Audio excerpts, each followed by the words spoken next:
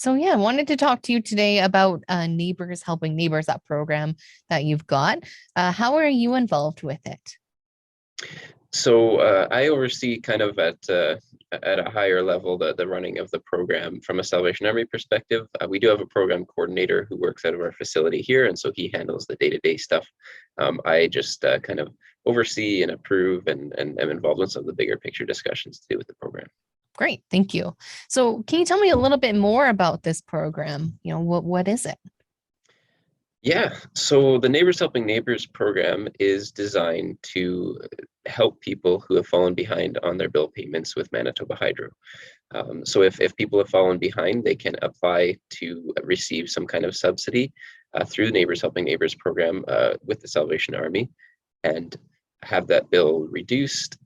And also in cases where people are very behind, find a payment plan that works to try and catch up and get to a position where they're on track again with their payments. Okay. And so a little earlier, I chatted with Bruce, but we talked about how, to apply to this, there's also a conversation that happens between the person and Salvation Army. Can you tell me Mhm. a little bit more about that part? Absolutely, yeah. So if somebody has fallen behind on their payments, they will, in conversation with Manitoba Hydro, this will of course come up, and Neighbors Helping Neighbors will come up as a resource for people to reach out to. So what they would do at that point, they would get the number for Neighbors Helping Neighbors. They would call us to make an appointment to do an intake to see what kind of subsidy they qualify for. And then they would come in to fulfill that appointment. So our program coordinator would see how far behind they are, would kind of get some details based on size of the family and the household and stuff like that, and based on a number of those factors, it would be outlined what they would qualify for.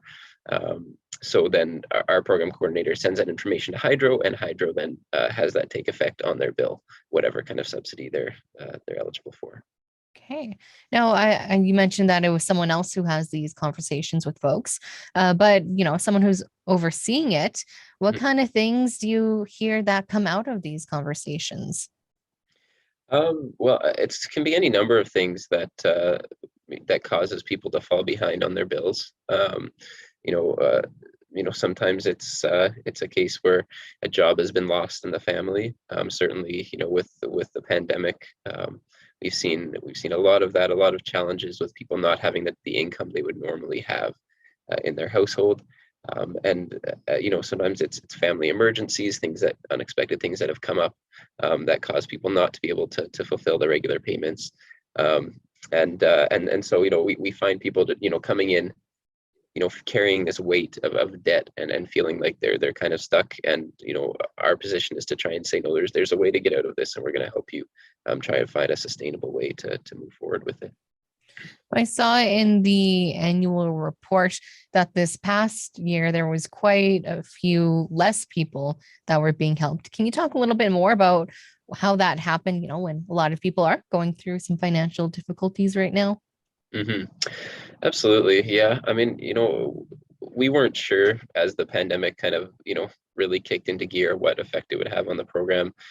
We anticipated an increase in need at some point along the line, but it's become evident that during the pandemic has not been the time where people are really reaching out to receive that assistance or aren't feeling comfortable to fulfill their appointments to receive it. When the messaging, and understandably so, is that we be cautious about going out and where we're going and how many appointments we're going to. People just have a lot of anxiety around that a lot of the time, I think. And so it causes sometimes those appointments not to be fulfilled, people not to want to have to come out. And we've tried to do some kind of virtual appointments as well. But I think some of those things we've all gotten overloaded with a lot of virtual stuff and trying to figure out the new ways to go about processes, and it's just complicated things quite a bit for people. And I think anytime things get complicated, we'll see those numbers drop. Yeah. So I guess, well, when did you put out that last report? That I can't remember when that last one that showed the drop off was put out. That was done between the coordinator and Hydro directly, and his contact there. So I can't remember the exact timing of it. Um, but it was, I mean, encompassing in any case a full year of of pandemic, a full reporting period of pandemic life. So Okay. So then since then, have you noticed a change in people willing to come to these appointments? we've seen over the last couple of months, we've seen an increase in the number of people coming. It's come back a little bit more towards the normal, the normal flow that we would experience. And so, heading into the winter, I don't know what that's going to look like. It depends on how the pandemic goes, on how bad things get again.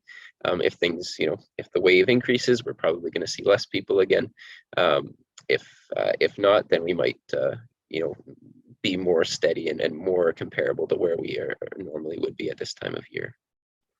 Now, what's it like, for you and your role, but also, for Salvation Army to be part of a program where you're helping people keep their lights on and their heat going?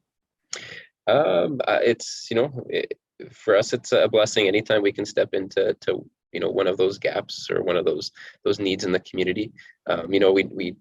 We never like to, of course, see people fall into these kind of situations, but the reality is this happens. Life happens for all of us, and we all find some kind of struggle at some point. And so we're just glad to be able to step into something like this for such an essential need. It's the Salvation Army believes in many facets of people's health, and part of that is the very immediate physical need of electricity and natural gas, running water, those types of things. And so we're very happy to be a part of that journey for people.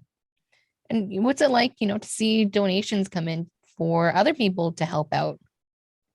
I think that is really the reflection of the program, the spirit of the program, neighbors helping neighbors, right? It's, literally it could be your next door neighbor who's fallen on hard times. And so if you make a donation, you can help them keep their power on in their house.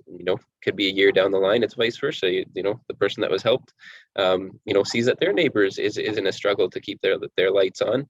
And so they can make a donation to support it. It really is the community helping one another, and we never want it to be we're an isolated entity helping people. We want the community to be invested in this, and let's help each other. Let's support each other.